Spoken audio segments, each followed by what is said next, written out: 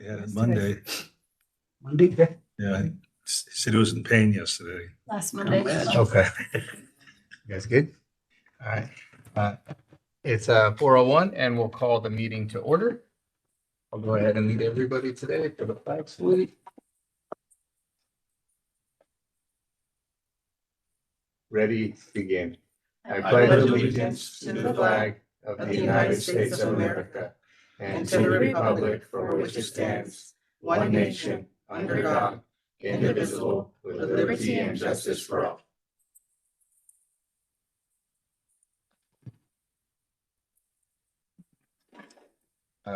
Roll call. Let it be known we have 4 trustees present: Ms. Gibbons, Mr. Yeasless, Mr.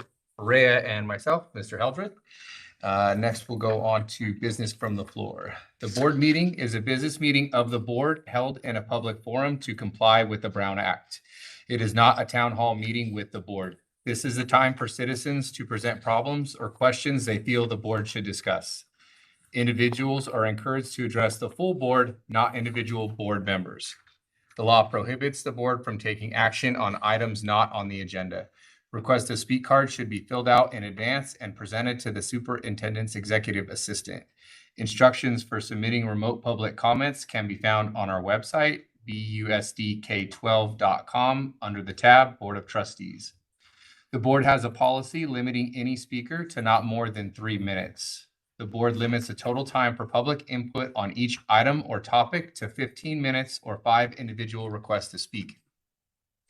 The president may review the submitted request to speak or take a poll of speakers for or against a particular issue and may ask that additional persons speak only if they have something new to add.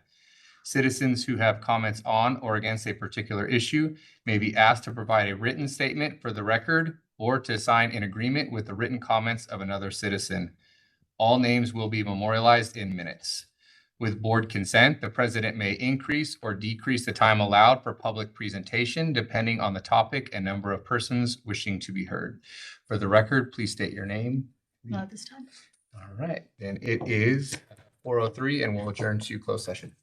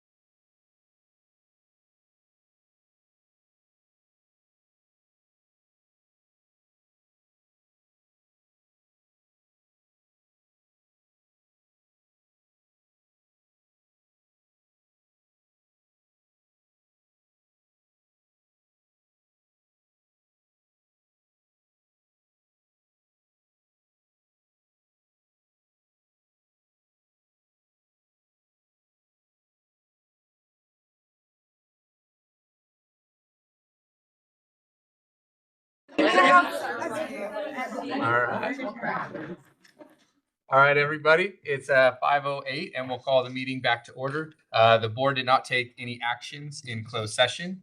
And at this time, we'll move on to presentations and recognitions. First, or you wanna? No. Okay, first we'll start with a STEM student presentation.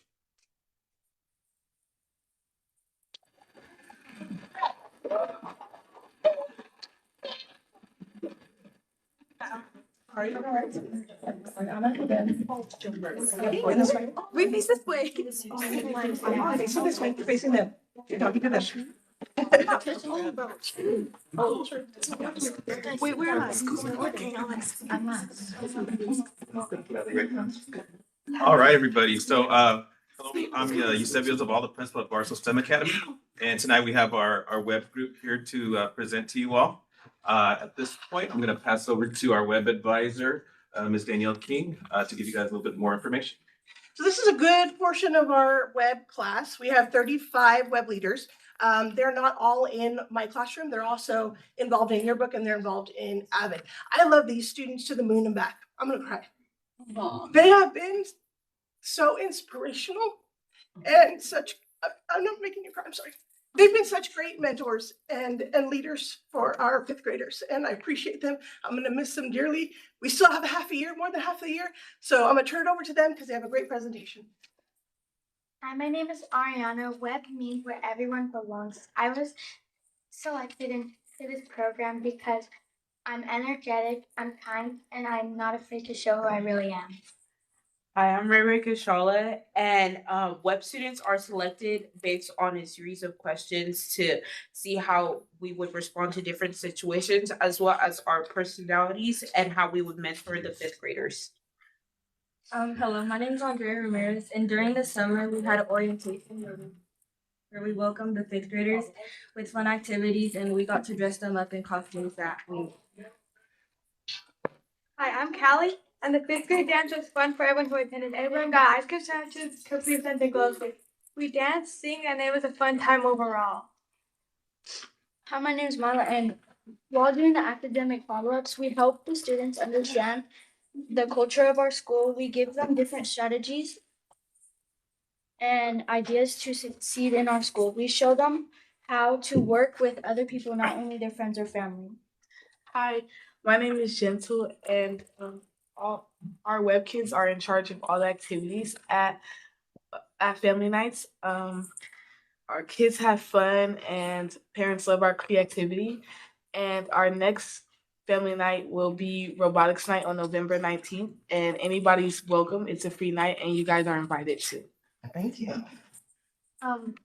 Hi, I'm Sophia, and us web leaders decided to help fifth graders academically, so we started tutoring them. We helped them with math and reading. We tutor the fifth graders twice a week.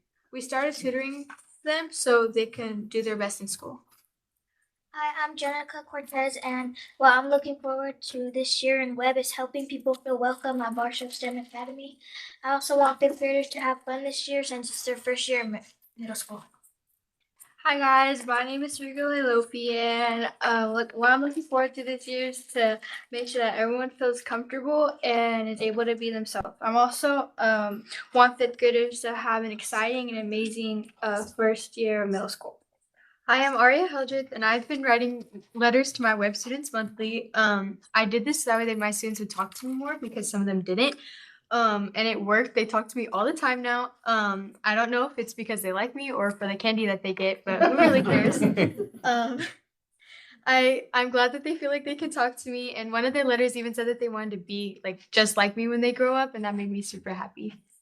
I'm Jonas, and some impacts that I saw from my web students is that one of them were really shy, and once I became their web leader, they broke out their shell and started talking to more people, and even their parents thanked me for my dedication and hard work to help them. And that's our presentation. Thank you so much for listening. Good job.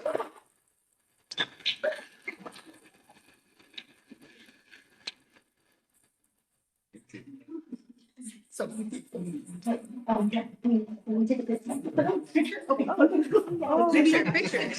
Squat down in front of the table. We can work. Do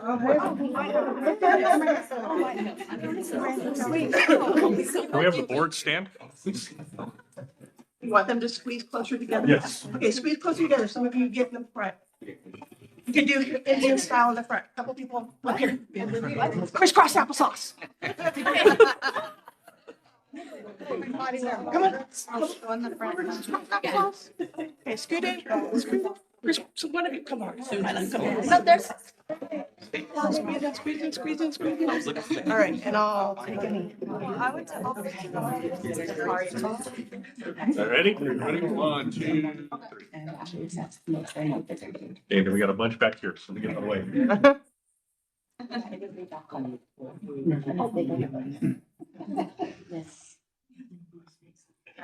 And for your picture. 1, 2, 3. Thank you very much. Thank you.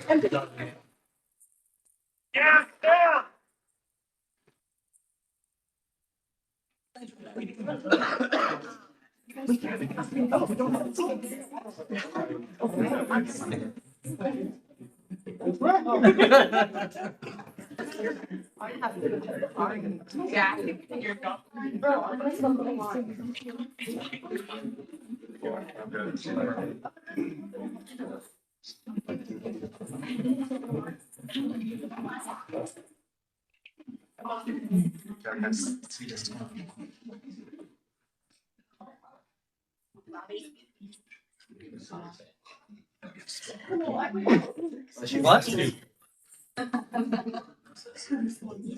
All right.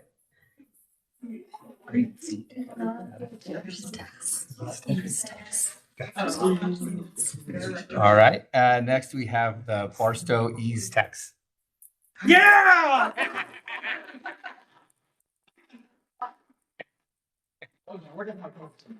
How's it going? Oh. Hello. That guy's doing stuff, eh? Hello there. Go around. That's how we roll, sir. How's it going, sir? Careful, I didn't give it enough. I saw it. All right. 5 anyway. Hi there, guys. Hello.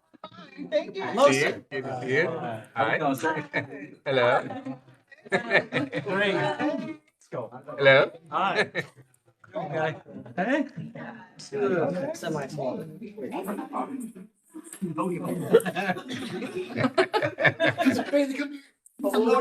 Okay. We practiced this a long time, so yeah. I say. Great. Well, good evening. We are the East Techs at Barstow High School. My name is Bailey DePapa, and I'm here with. I'm Benjamin Bonnell. And today we are here to talk about what esports is as a whole. So, esports is Barstow High School's competitive video game team, pretty much. We are a CIF recognized program, and we actually compete against other schools in competitions just for. Help me out. Just for fun. Just for fun. Yeah, for fun. I'm sorry, not awake. We also go to in-person live tournaments as well and compete against several different schools from across San Bernardino County. And speaking of San Bernardino, we are the largest esports program with a team of over or around 75 members in the entirety of San Bernardino County. And do you have anything you would like to say? Anything I missed? Sure. Anything I missed? I think like a big reason that our team has been able to be so big is esports is an all year round event. So for us, it's a bit easier and more flexible for anybody to join, really. And so it makes for an environment where it's like, you do it for a semester, you go down, you do your sport for a semester. Yeah. And not only is it an environment where people can just come and join whenever they have the time, it is such a welcoming environment as well, as it seems like everybody on that team just has each other's back. It doesn't matter if you're one of our Smash team players, if you're one of our Mario Kart, everyone on that team has some kind of connection to each other. And it's just one big happy family, pretty much. And with all of that being said, I would like to introduce our build techs, our Minecraft team. Hello, guys. Let's go build tax! Alright. Hello, everybody. My name is Nico Zamora. I'm the team captain of the East Tech Build Techs. I help lead our team to 1 win. We have 2, thanks to my other team captain. Hi, my name is Hannah Hill, and I'm the sub team captain for our team, Silly City. Yes. Oh, also, I'm Jacob. I'm like his little guy that helps him out with his team. Yeah. I'm on the team of Allison. Morgan. Alright, we want to thank you everybody for your time. We wanted to talk about how we led us to a win. We were on a national podcast. I don't know if any of you guys watched it for NASF. Basically, we just talked about what we did and all about Build Tech, East Tech, or NASF in general is all about learning. And we learned through Minecraft. We learned how farming works. We learned how architecture works. We learned just everything you can really from Minecraft and all that there is too. And they thought that we learned so much that we deserve to win. So I want to thank my team for helping me get a win. And there's not really that much all to it. We built, we learned, and we submitted. And we have the rest of our season coming up for Farmcraft. And that's when like the really big wins come in where we can earn maybe money or a really big trophy, we could say. But yeah, there's not a lot to Minecraft. But I love my team. I want to love all you guys for letting me speak about them. Thank you. Questions for me or my team? Oh wait. Before we begin with questions, we do have a video that we would like to show, just showing off a little bit more about what esports is all about. I'm not good at asking questions.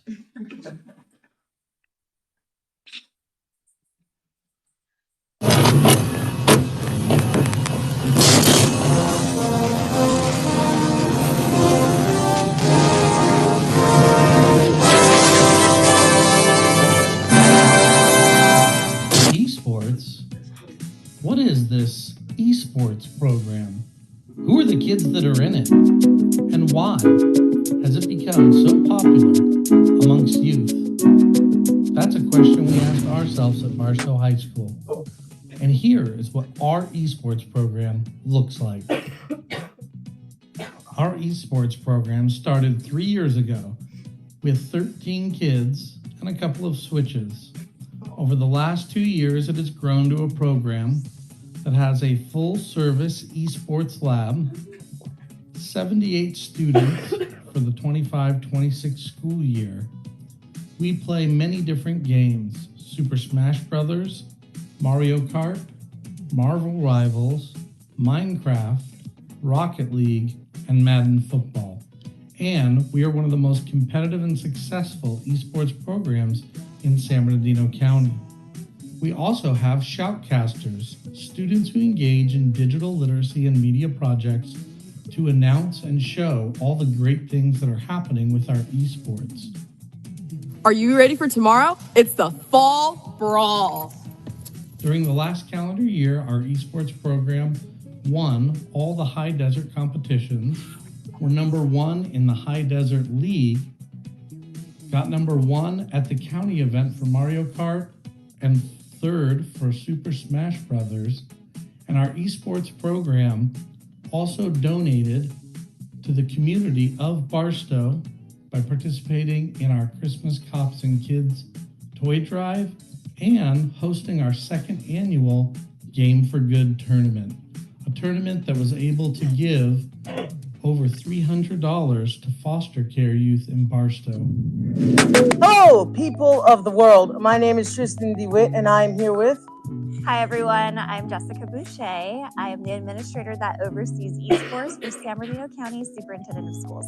Yes, and I'd just like to ask you a couple questions today. For starters, what does esports mean to you for the San Bernardino County? For me personally, I've seen esports be very impactful for students within San Bernardino County.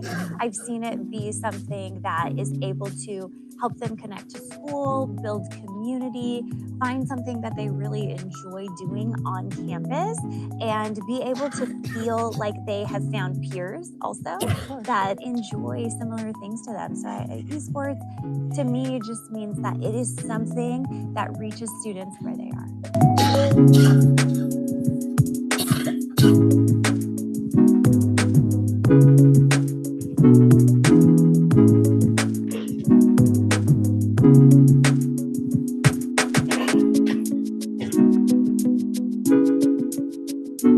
What do you feel when people say, esports could be just a waste of time, or it's like there's no point of having it? What do you feel? What do you have to say to that? That can be a common misconception that esports is something where, oh, so students are getting more screen time, or oh, okay, it's just an excuse for them to use technology more than they're already using it.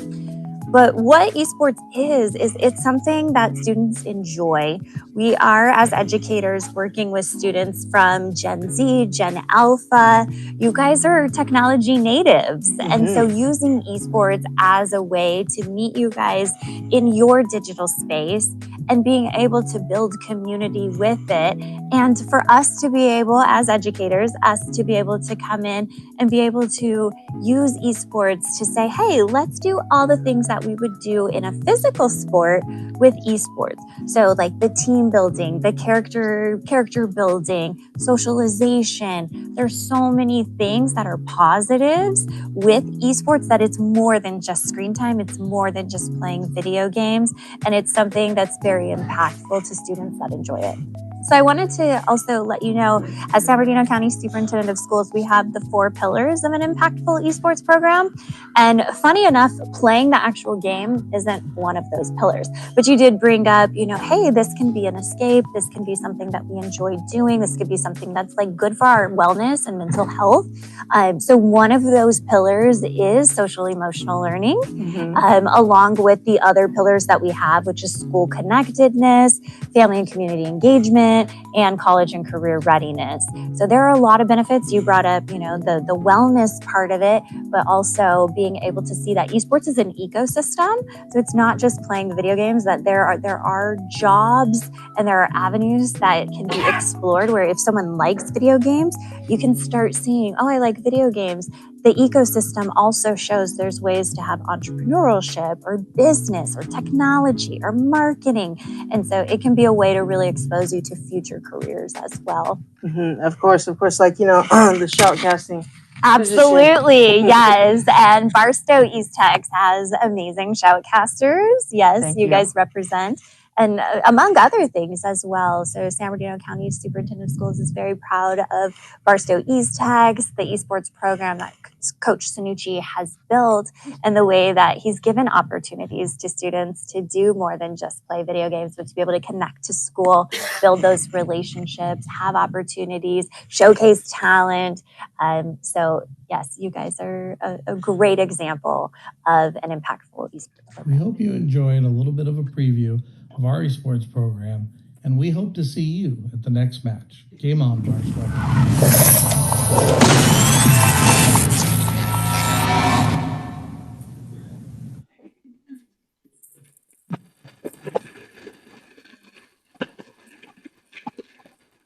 Right now, with that all being said and done, does anyone have any questions about our program?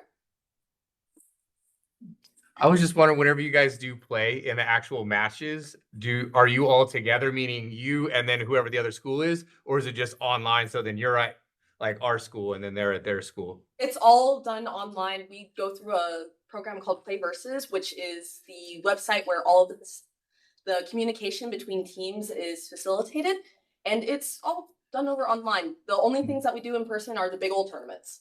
Okay. I just wondered if you're like, watching each other and everybody's, Cool, thank you. How does a student join?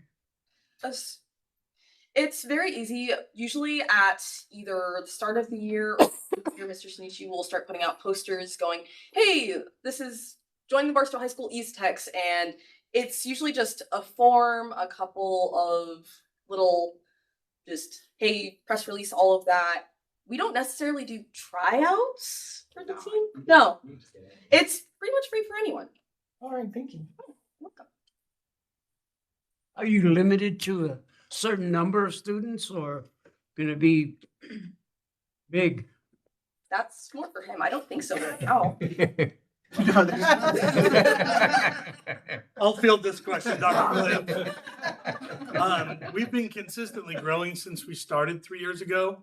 Ben, how many people was it when we first started? Well, the video said 13, so. I would go with that number. Yeah. One kid didn't show up all the time, so I mean, makes go sense. with But we've slowly been growing over the last 3 years. So we went from about 13 to 16 students to about 50 last year. This year we're at 78. We had to cut it off just because we do have some restrictions with the size of the lounge that we have. We have a huge room, but you don't want to get too many kids in there. But we are projected to go anywhere from 100 to 125 in our 5-year growth model that we have for it. Wow. God willing. Oh, that's not wood. Okay. No.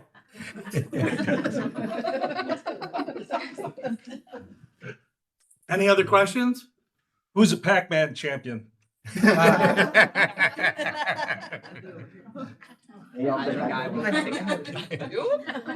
would probably win. Surprised you know it. I want to say Brad. No, okay. No, actually. Do people still play on that like arcade machine? They're done. For all of us who are a little bit more seasoned, he's talking about the Atari in the back. And yes, we play on it. How many do you see people playing on it consistently? That's neither here nor there. There's lots of people. Any other questions? Anyone? Yes, Mr. Zavala. No?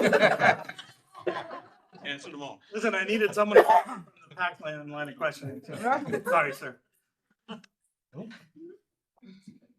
Yes, sir. How do you guys choose what video games you're gonna play? Is it just like interest of the students? That's a great question. We started off with 2 games because we had to make sure that we could manage that. Play Versus is our online hosting. We also had to make sure that our tech could manage that. And so in the first year, we stuck with 2 games. We've had a tremendous amount of support from our tech team at the high school, at the district office. We've had a lot of help just making sure that we were able to host, get onto different servers and do it from our, from our tech group. The district has made sure that we have a good amount of bandwidth to be able to go from 4, and then this year we're at 7 games. So we continually grow. The people who host the games are NASEF, and so they have an entire catalog that we choose from. So we've just kind of been slowly introducing more games that students can be competitive in and play. We've also been mixing that with games that have an engineering, coding, educational focus, and that's why the build tech's up there and their international interview was such a big deal, because they didn't just go on and build a dirt house in Minecraft. They went on and put together an entire equipment and other lists together for everything to build. And they did a really good job with that. So slowly but surely kind of poking out those host games and finding out which ones our kids want.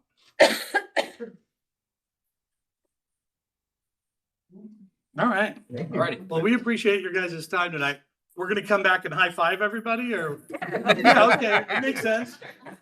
And then we're gonna do a group picture apparently over here. No, we'll do it right in front of them. We'll have the board stand up. They can get in front of the board. That's a better idea. Okay, let's go with that one. Yeah. Thank you all so much for your time. Thank you. Thank you. We'll do the picture before the high five. Yeah. No, we can do a big go East X on 3. We got this. Yeah. Yeah, I'll be in the back. It's like 6'2", not to brag. Be over here too, because I'm pretty tall myself. Yeah. Quite the hump. We're gonna lose some of the board. Okay, here we go. Ready? 1, 2, 3. Got it. That was a lot. That was a good chunk, yeah. Are we doing East X on 3 with sport? You guys gonna get in with us here? Come on, Let's go, everyone, let's go, hands let's up. go. Who's leading? Bailey, I feel like you're the most qualified for this. All right. Given your band stuff. How loud do you want me to get? Let's go moderate. Moderate? Okay. Yeah. East Tech's on me, East Tech's on 3. 1, 2, 3, East Tech! Hey. Not that we wanted to get him to watch his Dodgers. There's a baseball game on tonight. Well done. Well done. Good job. Good job. Wait, guys, we gotta come back this way. Come back? Yeah, we're leaving.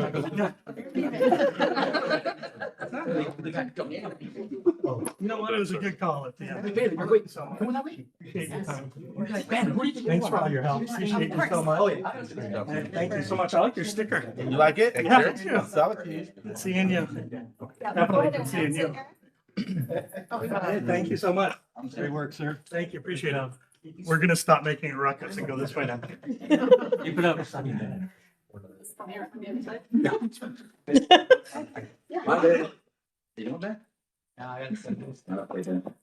Okay. Next we have the employees of the month for September. Yes, gosh, Mr. Zavala, Mr. Sanucci, hard to follow. Let me tell you what, you're gonna put us to the test. I'm not sure I'm as funny as Mr. Sanucci is. But I'll try though. All right, employees of the month for the month of September. Our first employee being recognized is Jessica Garibay.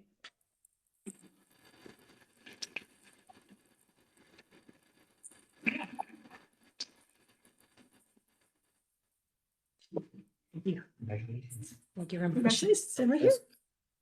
So in recognition of your extraordinary dedication and service to the staff and students of Barstow Unified School District, we are proud to honor you as the Elementary Classified Staff Member Employee of the Month for the month of September 2025. Certificate to your binder, you have a $25 gift card to Chili's. Ooh, and your office plaque. Thank you very much. Congratulations.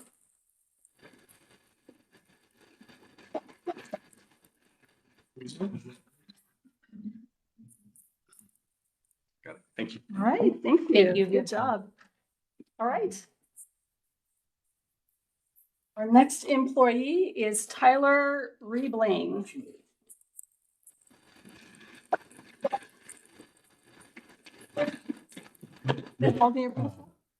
Oh, Mr. Dominguez is. Okay, you're sitting next to Garrett, so I thought maybe.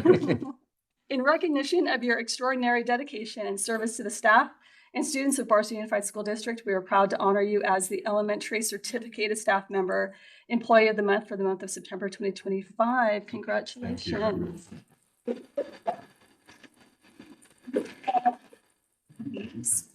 Thank you. All right. Got it? All right. Good.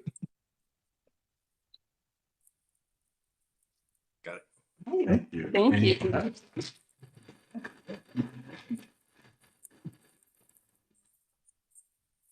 Our next employee is Angel Robles.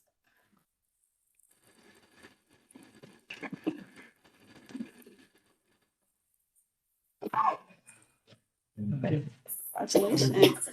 Oh, Ms. Molden, all right. In recognition of your extraordinary dedication and service to the staff and students of Barstow Unified School District, we are proud to honor you as the Secondary Classified Staff Member Employee of the Month for the month of September 2025. Congratulations.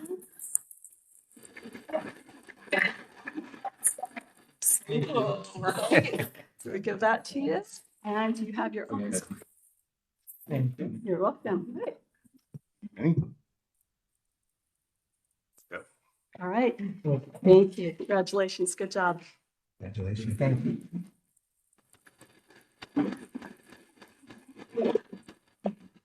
Our next employee being recognized is Danielle Delaney.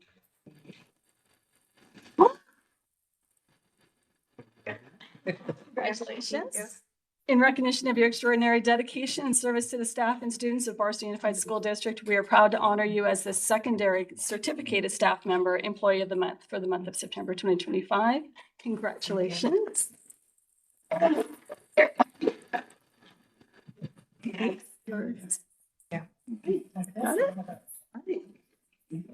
the yearbook. Thank you.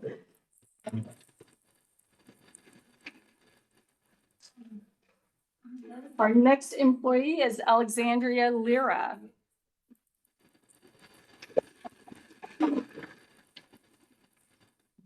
Congratulations. In recognition of your extraordinary dedication and service to the staff and students of Barstow Unified School District, we are proud to honor you as the Classified Substitute Staff Member Employee of the Month. Mr. Gutierrez, do you want to join us? Yes. Congratulations.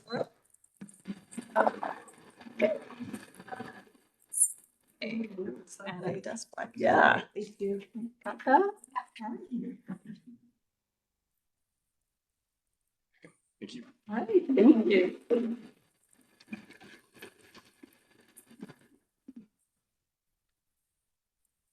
Our next employee is Maria Padilla. Yes.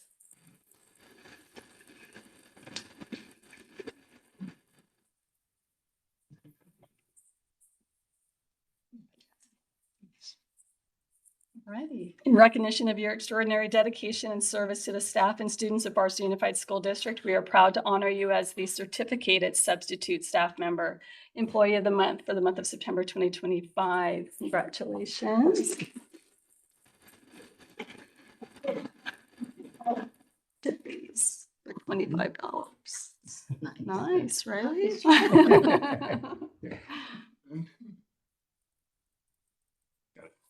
You're welcome.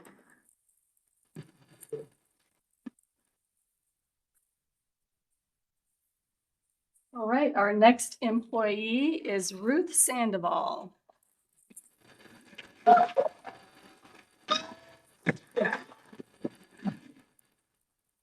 Congratulations. All right.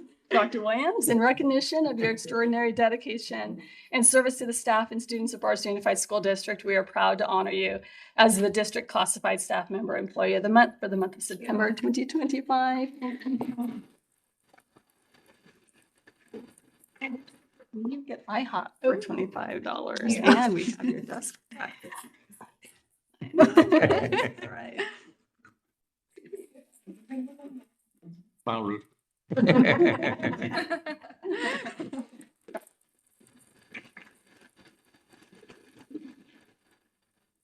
Okay, and our next employee is Jose Rubio.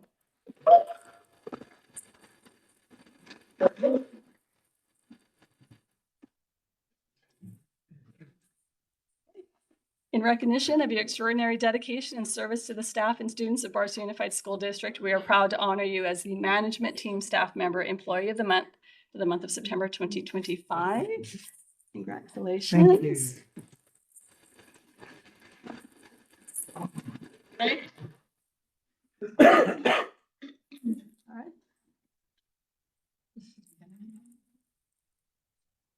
And then you get over there. Got it. Congratulations, Jose.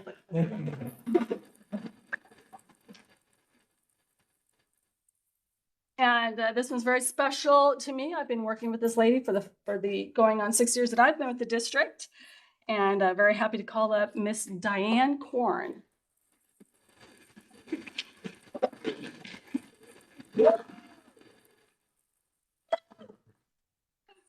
Oh, you're welcome. So, in recognition of your extraordinary dedication and service to the staff and students of Barstow Unified School District, we are proud to honor you as the Superintendent's Choice Staff Member Employee of the Month for the month of September 2025. I don't know how many interims and how many directors have you and I gone through with FMNO. A lot. This lady has held down the fort through all of them. So, good job. Congratulations.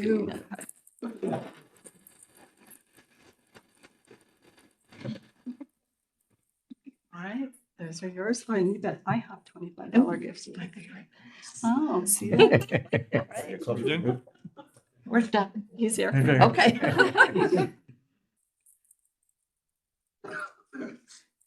Congratulations. All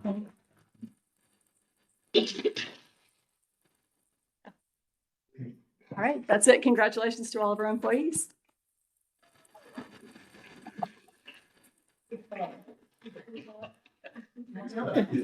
Oh, sorry. What's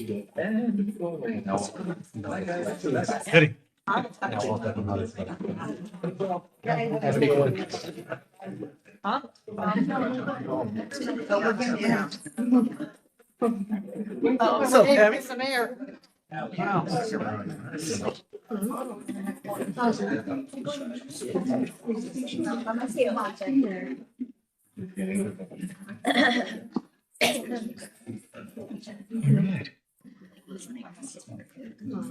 She left you all alone, Kenny? Yes. All right.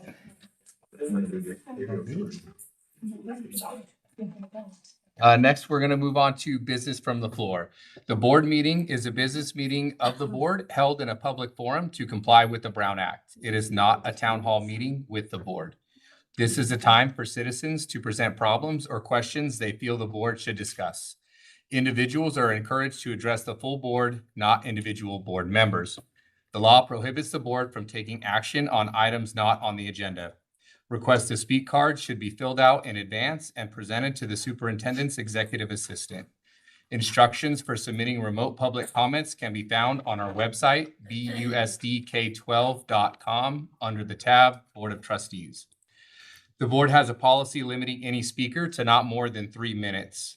The board limits the total time for public input on each item or topic to 15 minutes or 5 individual requests to speak. The president may review the submitted request to speak or take a poll of speakers for or against a particular issue and may ask that additional persons speak only if they have something new to add. Citizens who have comments on or against a particular issue may be asked to provide a written statement for the record or to sign an agreement with the written comments of another citizen. All names will be memorialized in minutes. With board consent, the president may increase or decrease the time allowed for public presentation depending on the topic and number of persons wishing to be heard. For the record, please state your name. And our first request to speak is Mr. James Frazier. He's not speaking on an agenda item. He's here to speak about school harassment, 3 issues with the principal at Cameron Elementary.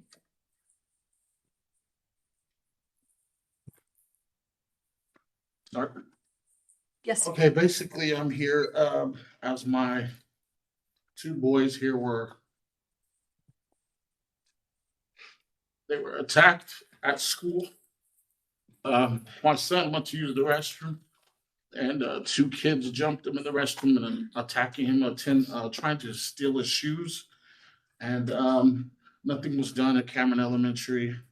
The very next morning, I dropped my son off. I didn't even make it home yet, and he was attacked by the same kids.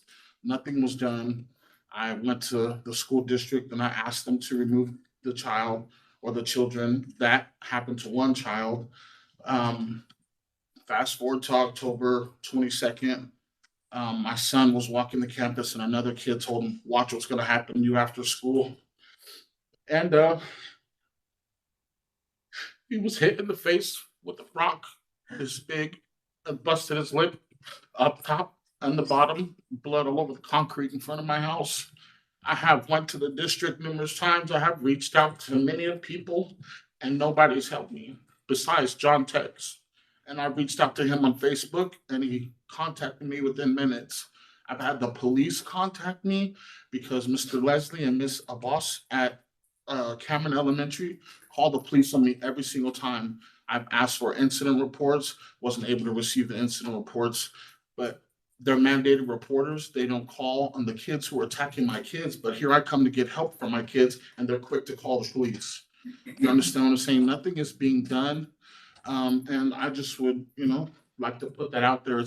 I put my story on Facebook. It's a lot of people who reached out to me and told me a lot of things are going on to their kids. And I'm a single parent. I came here for a better living.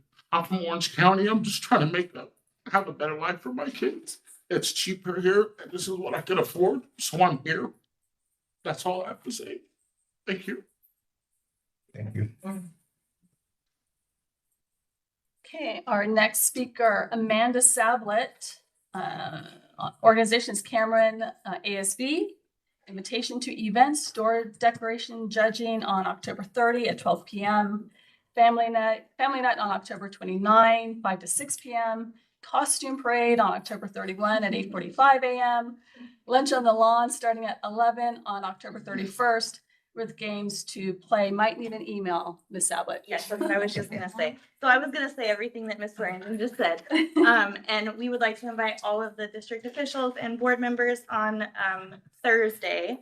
I know our kids were just here and they spoke to you about what we have going on at the last meeting, but since then, they decided they wanted to do a door decoration contest. So we have a couple classrooms from each grade level that are participating. We would love it if you were able to come and do some judging with us to give us your input. We have different prizes. We have ice cream sandwiches, we have donuts, we have candy, a bunch of different things for the kids for putting in their best effort. And then like Ms. Swearingen said, we have tomorrow night, we have our haunted house. ASB has a haunted house on the stage. It's at Fairy Tale Forest. We're also gonna have fall snacks. We'll have popcorn, we'll have caramel apple cups, and we'll have hot chocolate on sale. Friday, we have our costume parade and we have our lunch on the lawn with ASB. We'll have games set up for everyone to play. So you are all invited. And I'll send that in an email to Christina and then she can send it out for me. Thank you. Thank you. John Williams.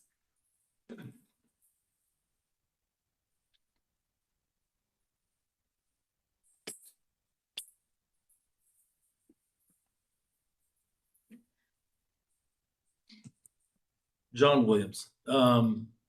First of all, you guys should be proud of what's going on with Stringham Park. Tony came to me, board member Islas came to me and said, hey, let's get these bathrooms cleaned up. 15 years, those bathrooms are complete destruction.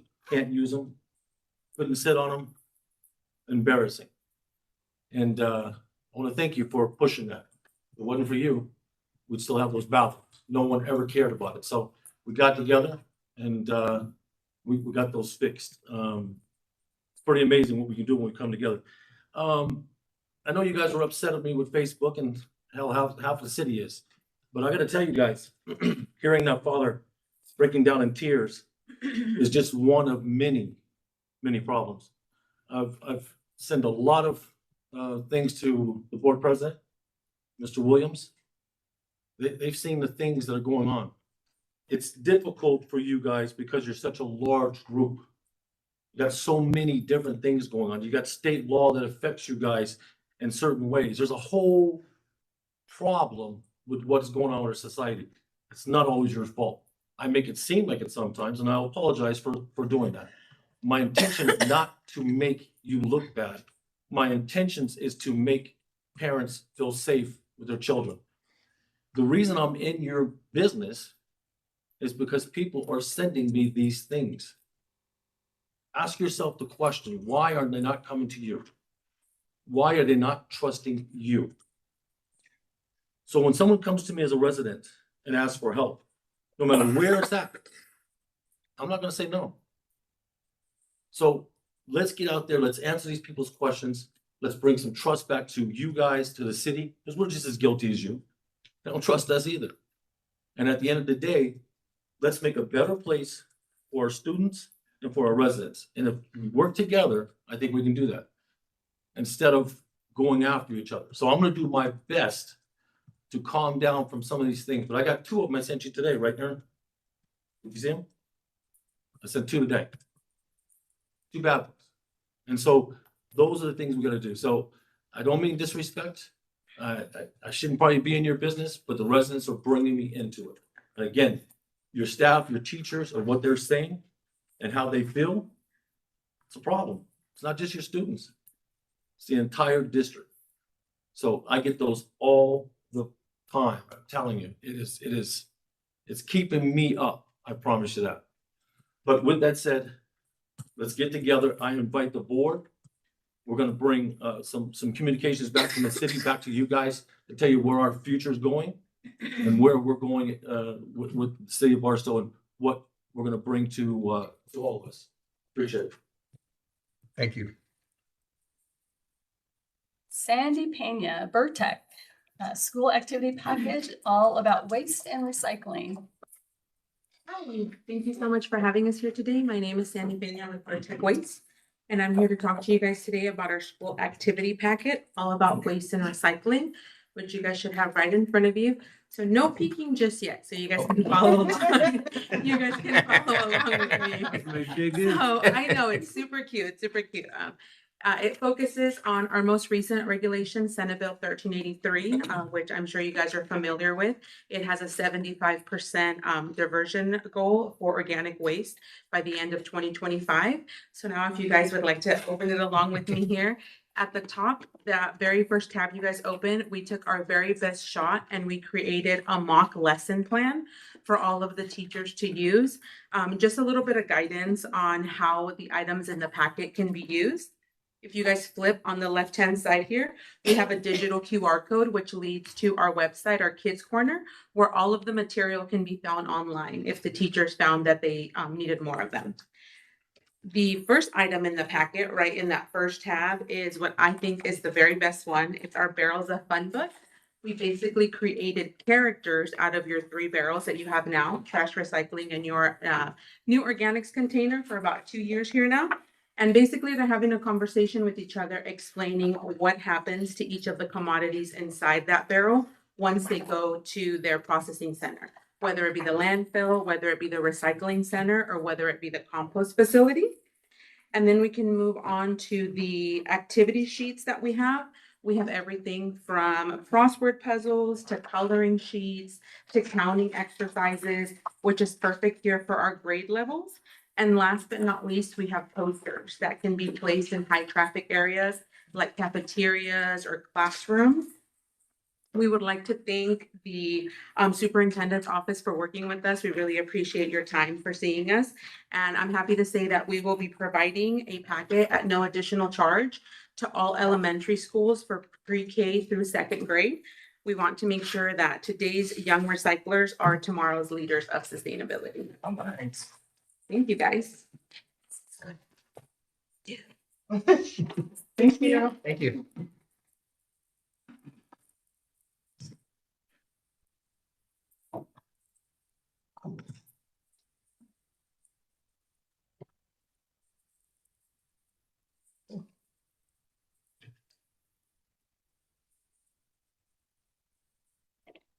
So, okay.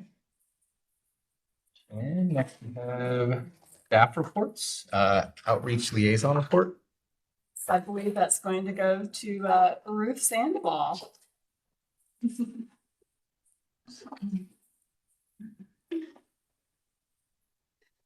Good evening, members of the board. I'm Ruth Sandoval, Community Outreach Liaison who serves McKinney-Vento and foster students and the families of our district. As of October 23rd, we have 403 students identified as experiencing unstable housing under the McKinney-Vento Act, and 84 students in foster care. We remain committed to creating opportunities for every student to experience stability, building meaningful connections, and access the resources necessary for academic and emotional success. Last school year, we were fortunate to receive a grant that allowed us to purchase a district van dedicated exclusively to serving our McKinney-Vento and foster youth families. This made a tremendous difference by allowing me to conduct home visits, especially for families without reliable transportation. With this vehicle, I'm now able to deliver school supplies, backpacks, and essential paperwork, helping families stay connected and engaged. We know that unstable housing and foster care can bring immense stress and barriers. So as a district, we're committed to meeting families where they're at and providing meaningful support. This year, we also launched our food pack program with Mojave Valley United Way. With the food pack program, we are supplying weekend food bags to the students and families in need. We are thankful that the school district can be a place for different resources in our community to reach students and families. We want to continue expanding the food pack program with United Way and making the most of the already strong impact it is having. Recently, we also hosted our first Lunch with the Liaisons, which was a great success with strong participation and positive feedback. I also was invited to Skyline's Fall Festival on October 15th and attended Desert Sanctuary's block party alongside with Justenia, our special education and 5-4 liaison. It was an excellent opportunity to connect with families and community partners. Looking ahead, on December 5th, we will partner with Cat Help to host a parent session titled Real talk. It takes a village to raise a child. This event will be open to all BUSD parents and aims to foster a sense of belonging, community, and open dialogue with our families. We strive to remove barriers, strengthen connections, and ensure every McKinney-Vento and Foster Youth student has the opportunity to succeed. Thank you for your continued support and dedication to our most vulnerable learners.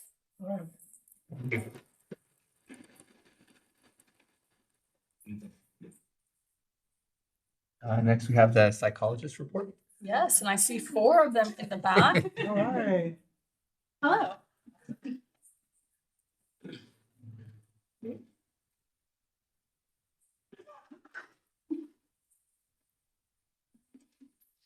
All right, good evening, ladies and gentlemen. My name is Vanessa Pierce. I'm one of the 8 school psychologists for the district, and we are so honored to be here with you guys tonight. So thank you so much for having us. Tonight, we're just going to give an overview of special education and how we help students get access to services and kind of a review of our department. Next slide. All right, so our department overall, Pupil Services, we support and collaborate with lots of different departments throughout the district. We work with central enrollment, child welfare and attendance. We help with alternative education programs like home hospital and independent study programs, Medi-Cal billings, help get access to social, emotional, mental health services, all of the different things. So we collaborate a lot with different departments.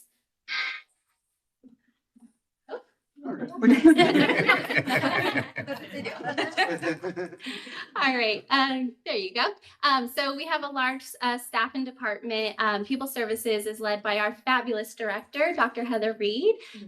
We also have, there she is. We also have our director of child welfare and attendance, Ms. Carolyn Norman.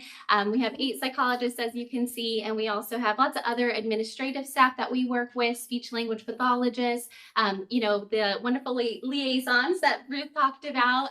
We kind of all collaborate to help get all this access to the needs of our students.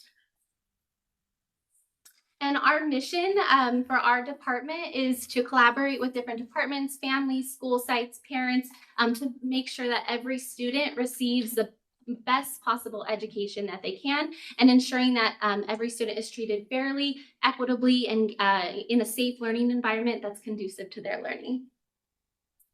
And overall, special education is specially designed instruction that helps students with disabilities to meet their unique needs based on whatever that is. So we want to make sure that they're getting access to the general education curriculum, and that can be through IEPs, individualized educational goals, accommodations, programs, and supports. For the next slide, I'm going to turn it over to Ms. Ceballos so she can take us through our population. All right, so I'm Jasmine Ceballos. So what does special education look like in Barstow? So total Barstow has an enrollment of 6,318 students, and of those students, 1,127 of them have an IEP or are being assessed for eligibility. So that makes it almost 17.84% of our population. In addition to the IEPs, we do have 157 students that receive services through a 504 plan. So when we look at that in comparison to special education across California, we have seen an increase over the years of our special education population. Back in 2014, it was at about 10% of our population. Now, coming 10 years later, we're at about 14% across the state. So our percentage of about 17.8% is higher than that, but overall across the state of California, we have seen that steady increase in our students. So how does one get an IEP? So they must first be assessed and found eligible for special education, determining whether they have one of the 13 special education criteria, and they also must need that specialized support that Ms. Pierce was talking about. So us as school psychologists and our speech pathologists assess for special needs within our students if they are suspected of having a disability. The team also can include support staff such as nurses, our general education teachers, special education teachers. We all contribute to those evaluations and assessments. So the length of an assessment can vary. So for each student, it can take typically 11 to 27 hours. to complete it from start to finish. So this consists of interviews, observations, direct testing, reviewing data, background information. So there's a lot that goes into making sure we're understanding the student as a whole in a comprehensive way to make sure we can develop an appropriate plan if they need it. So when we assess for one of those 13 areas, it can include any of these categories. So whether that be a learning disability, speech impairment, health impairment, autism, intellectual disability. So as you can see, the list goes on to also our more severe needs, which can be vision or hearing impairment, deaf blindness, multiple disabilities, or a traumatic brain injury. And I'll pass it off. So I'm Mrs. Ohashi. I'm another one of our school psychologists. Looking at the different programs that are offered within the Barstow Unified School District. This just kind of outlines the programs we have available at all of our different sites. We offer speech and language services to all schools. RSP is available at pretty much every site with the exception of the junior high and the high school looking a little bit different. They have core content classes, so instead of being pulled out for a portion of the day, they go to a specific class where they receive that accommodated or altered curriculum for reading, math, science, and history. When it comes to the self-contained mild to moderate classes, we offer those at Barstow Intermediate, Linwood, and Skyline North. We also offer moderate to severe programs in district, and those are housed at Barstow High School, Barstow Junior High School, and at Cameron Elementary. And then we also have a moderate to severe autism program at Crestline for elementary level. In addition to the continuum of services that we offer in-house, we also have access to programs that are housed at county level. So we have different behavior programs through Success. We have additional moderate to severe autism programs for students with more significant disabilities. We have the severe to profound populations communication classrooms for our kids that have significant like hearing impairments. And then we also have the moderate to severe preschool programs that we offer for our students. There's also non-public schools, residential treatment centers, and we do offer services for students aging from 3 to 21 and 11 months. So 3 to 22 essentially is the age population that we work with. When we have special education, typically they have some kind of specialized instruction or speech and language services, but in addition, they can receive any of these designated supports and services based on their individual needs. So these could be things like occupational therapy, physical therapy, adaptive physical education, assistive technology, augmentative communication, audiological services, counseling, behavior intervention services, one-on-one aids, visual impairment services, deaf and hard of hearing services, and orientation and mobility services. So just depending on that student's unique needs and what they need in order to meet their individualized goals. When it comes to our current special education assessment data, so looking at last year's assessments, we had 405 requests for initial assessment all of last school year. At the time of the presentation, we had 194 requests. We are now at 205 requests, and we're in October. So definitely looking at an increase in our requests for initial assessments. Reevaluations, once a student is eligible for services, we are required to reassess their eligibility every 3 years. So it's not just one and done. We go back in every 3 years and redo all of the assessments to see if they continue to require those supports and continue to qualify for services. Right now we're at 346 triennials due this school year versus 275 triennials that were due last year. For students who have transferred into district, we had 61 transfer-ins with evaluations due last year. We're already at 61 transfer-in evaluations due this school year. Part of what we do is we also review placement in programs. So the school sites send us a lovely packet of data and we kind of review that and see whether or not the student would benefit from an alternative program. We had 27 requests last school year and we are already at 27 requests to look at different placements this school year. And we are also conducting assessments for one-on-one aids. Last school year, we had 5 requests and we're already at 11 requests this school year. So we're definitely seeing an increase in those requests for testing. Hi, I'm Marilyn Ornelas. I'm also one of the school psychologists. So how do we support our schools? Well, We provide the following for special education and section 504. So we have a lot of meetings. We have SST meetings, 504 meetings, IEP meetings. We review data. We complete evaluations. We provide support to teachers through collaborations. We support with developing behavior plans. We provide training to sites on processes. We create processes and procedures. We maintain a Google Drive with processes and procedures. We attend more meetings for Tier 1 to develop universal practices and support student outcomes. We also conduct manifestation determinations. Just like Ms. Ohashi mentioned, we also do the one-on-one support aids, the one-on-one aids, and we also do change of placement data. So how do we support our families? We attend, again, meetings. Upon request, we help parents advocate for their students. We provide answers on why their students may be struggling. We provide recommendations for parents to strengthen students' areas of difficulties, and we provide trainings to parents. Additional supports that we provide, we attend SARP, so that's for attendance. Policy compliance and supports, develop processes and procedures to increase consistency across the district. We help in the development of processes prior to a special education assessment, develop resources so that all schools have access to information and tools. We collaborate across departments, collaborate with county level staff, conduct assessments for students placed in non-public schools to ensure compliance, provide trainings to staff, and provide office hours to provide continued support. So what is currently happening in special education?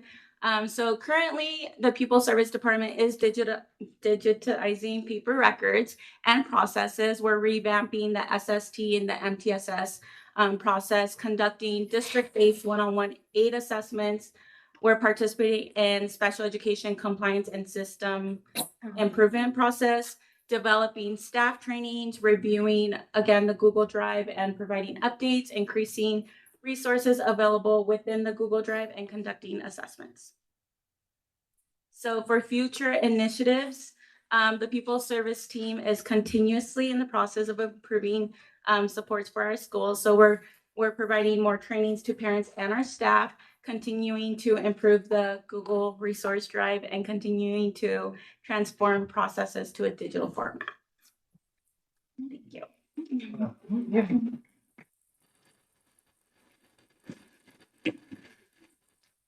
Any questions? I'm like afraid to ask.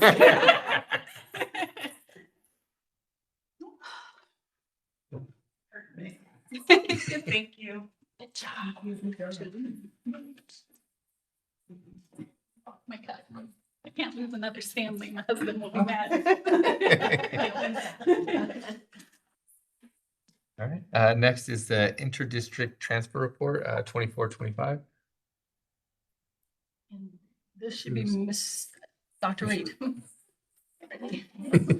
Good evening, members of the board. I'm here to present the inter-district transfer report for the 24-25 school year. So in looking at the report, it shows how many students went out of district. They applied for an inter-district transfer to go from Barstow to another district in the high desert. And the report also states how many students we received from other districts, transferring from other districts to attend Barstow. So in looking at the report, whenever we have students attending other schools and other districts, that's ADA attendance that we lose. So looking at last year, we had an average of about 198,200 students, which is an average of about $7,965 per student per year of ADA loss. In looking at how many students we received from other districts attending our district, we had 11 students. So we did receive some money as an increase of the 91,000, and so minus that plus minus what we lost, our total ADA loss for the 24-25 school year was $1,287,222.70. And then in looking at the different reasons why parents would request an interdistrict transfer, there are different needs. So they can request an interdistrict transfer based on meeting childcare needs of the student, meeting the child's special mental or physical health needs, completing a school year when parents or guardians have moved. They can request it to allow students to remain with a class graduating that year.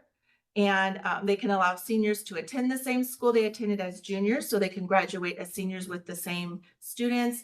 And parents and guardians also request when they're employed within another district.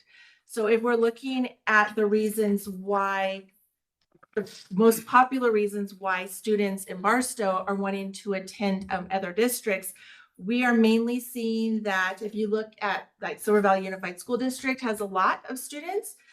That is mostly due to students working up at Fort Irwin. I mean, parents of the students working at Fort Irwin. So the parents are requesting that their child attend a Fort Irwin school where they work. Some of them are saying that health reasons, childcare reasons, if they work in Apple Valley, they want their child to attend Apple Valley and because they want their childcare to be in Apple Valley. So those are the main reasons we have seen that increase. I know in looking at previous years, we had less students over the past like 5 years, but when we had Barstow Digital Academy Independent Study Program, we didn't have a lot of students transferring out, so they were staying in, plus the pandemic. So when the pandemic ended, we had more students requesting interdistrict transfers. So that's for the 24-25 school year, and we will bring the report back to you at the end of this school year for 25-26. Do you have any questions?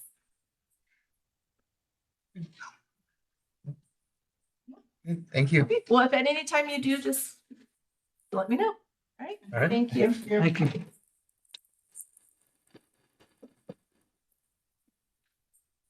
All right. Next, we have the monthly cash report, October 2025.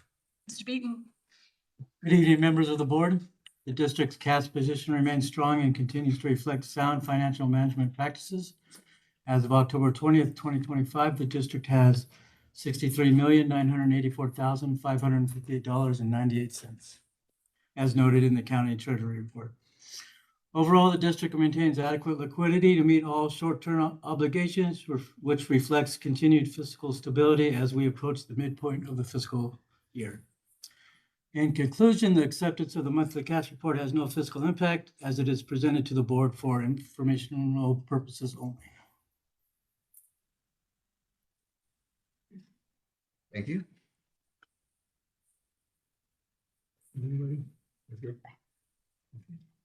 Next, we have the vandalism report, first quarter. This is also Mr. Beaton. Yes, thank you once again. I am pleased to provide an update on facility maintenance and safety as it relates to incidents of vandalism during the first quarter of the school year. Our goal remains to ensure that all students, staff, and visitors enjoy a safe, welcoming environment. While we observed a slight increase in the repair costs this quarter, I am encouraged by how effectively our teams have addressed these challenges and maintained the high standards of our facilities. During the first quarter, we recorded 19 incidents of vandalism. Total repair costs were $11,650.94, representing a modest increase compared to the same period last year. Josh, I think you have the enrollment report.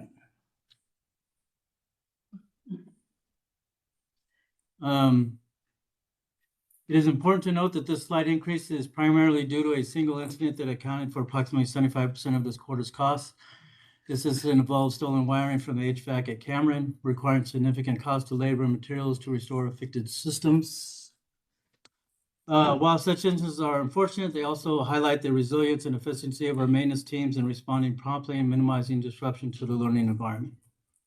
Most incidents were minor and quickly resolved, causing minimal impact.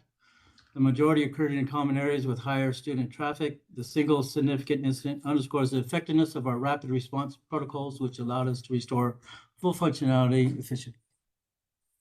Looking ahead, our maintenance teams remain prepared to respond quickly to any incident. The fact that a single incident caused the majority of the cost also means that the underlying rate of vandalism remains low, which is an encouraging indicator of overall school climate and student responsibility. In summary, while we experienced a slight increase in costs this quarter due to an isolated incident, these costs reflect our swift response and ongoing dedication to the maintaining of safe facilities and our support to a safe, positive learning environment. I'm confident that with the continued partnership of our staff, students, and our community, we will maintain the integrity and welcoming environment that fosters respect for our shared spaces at Barstow Unified School District. Thank you for your continued support. We know with the HVAC and that one incident, was that on our new HVAC? Yes, and once we Yeah. I think they saw us going in and, you know, and so Viviano actually he welded a gate and it's not gonna happen again. So he's secured the electrical panel and we'll have to find another way. So that one's taken care of. Any other questions, anybody? Well, thank you. Mhm. Next, we have the corrected copy for the enrollment report, month 2. Also, Mr. Beaton. Ready, Josh? So the district continues to show positive growth and stability. This month, the total district enrollment stands at 6,192 students, representing a 1% increase of 58 students compared to the same period last year. We go to page 2.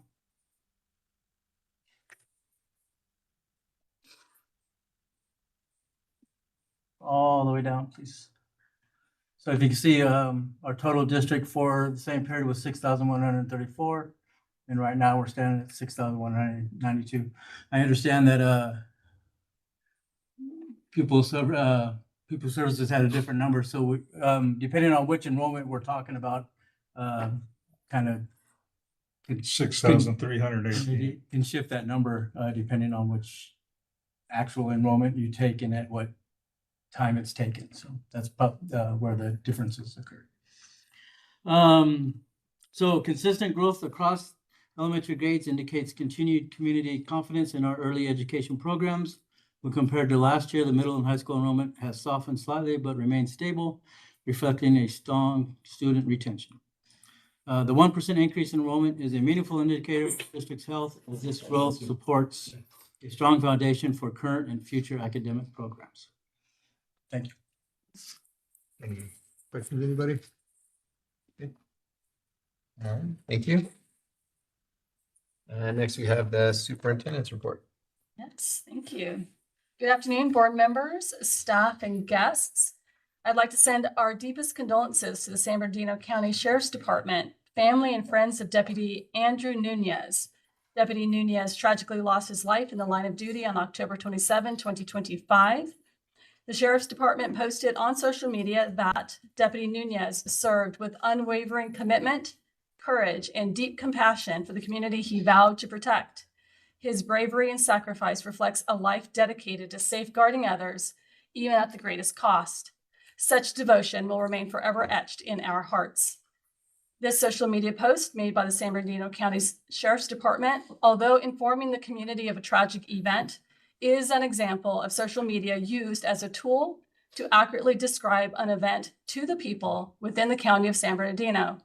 The Sheriff's Department leverages their social media platform to build a positive digital community. Content posted by the Sheriff's Department initiates constructive conversations, celebrates the achievements of others, and promotes kindness and empathy over criticism and conflict. At a time of great loss, the Sheriff's Department continues to maintain bravery over bitterness. Be on the lookout for red ribbons. Say that several times fast. I'm going to give it a shot. Red Ribbon Week takes place each year from October 23 through October 31. Red Ribbon Week is an alcohol, tobacco, smoking, and other drug and violence prevention awareness campaign observed annually in October. It began as a tribute to the fallen DEA Special Agent Enrique Camarena in 1985. Here is a huge shout out to the members of the management team who met yesterday for our second quarterly meeting of the 2025-26 school year. Thank you to Molly Grisham for joining us and providing clarity and courage towards meeting the moment. Molly continued our professional growth by introducing the team to Meet Your Support System, which included Belonging, who are the people currently holding you steady? Perspective, who are the people who help you to see what you missed? Wisdom, who are the people who show up when you need them the most? And growth, where in your life or leadership are you feeling your growth potential or limitations? On Monday, I met with the leadership members of CSEA and BEA, also for our second quarterly meeting. Our teams shared information on current BUSD progress toward academic success for our students.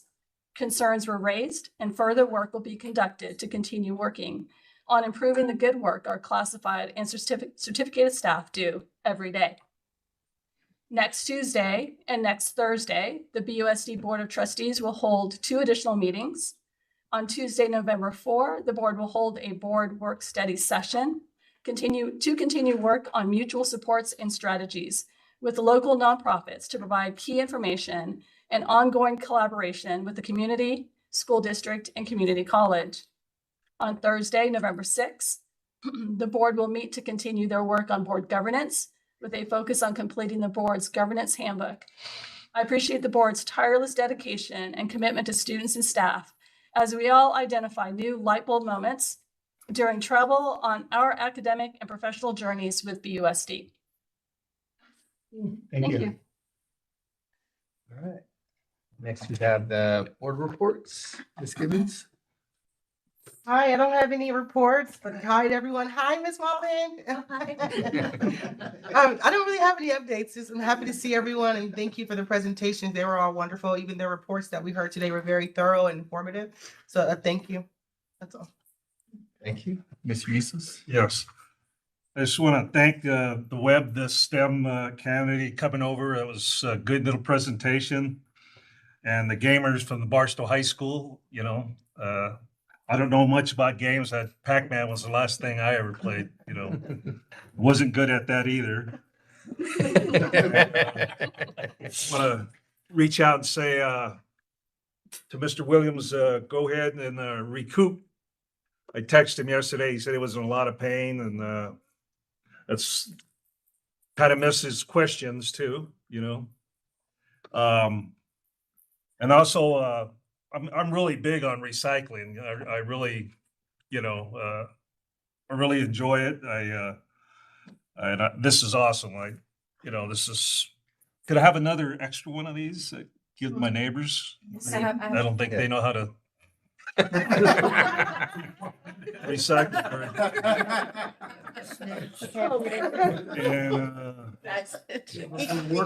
And one more. Hey, Vinny, what's the score? 2 on top of 5. Dodger score. And I don't have much to say except, we're a small community. We need to stay together. We need to help each other out, all the entities and stuff, this going back and forth and stuff, Everybody says, oh, the community first. Is it really, are we really thinking about the community first, or are we thinking about our own egos and stuff, And I'm big on helping kids and protecting kids, and for people to insinuate that the school board up here is not on top of trying to take care and protect kids, it's just blowing smoke up somebody's dress, because we take it very seriously here, and I'm not a social media guy, I'm more of a face-to-face guy. That's what I enjoy. This social media stuff's all new to me. I get stuff on my phone, what somebody texted and whatever they did and stuff, and that's fine. They got their rights. I have my rights too, Like I said, I enjoy somebody coming and telling, hey, Mr. Eastless, you're messing up. I can handle that, because you know what? I'm going to do my First Amendment rights and tell you exactly what I think of you too.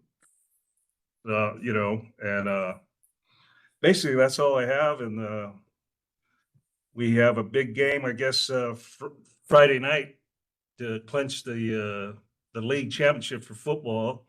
I think we're going to do it. And we got a big offensive line, big defensive line. There are about 8 of them going to graduate this year. I always said that, what makes a good coach? Great players. We'll find out next year if we can replace those big old guys. Have you ever been to the games? That's the biggest line we've ever had, Barstow, since I've been watching football in 1964. And we'll see what happens next year. But I wish them all the luck this Friday night. I hope they beat the heck out of Granite Hills. I don't care too much for them. Thank you. Thank you. Mr. Frey?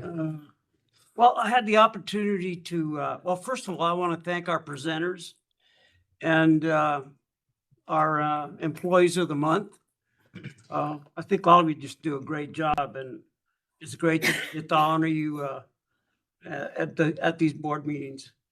I had the opportunity, Tony, you mentioned the year 1964. Had the opportunity to attend a reunion, a class reunion this past weekend. And so you can imagine the age group we're talking about, right? Old guys like me. And it was a great opportunity to get together with old friends and meet some new friends. And one of the things that impressed me about this group of old Riffians was that